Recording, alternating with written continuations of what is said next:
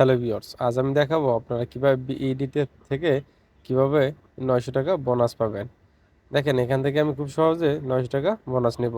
এর জন্য চলে যাবেন প্রথমে ভিআইপিতে আসার পর দেখেন এখানে রিসিপ্ট নামে যে অপশন রয়েছে, এখানে আসলেই দেখতে পাবেন যে আপনি লেভেল আপের যে বোনাসটা প্রতি মান্থলি এই বোনাসটা আপনারা পেয়ে থাকবেন।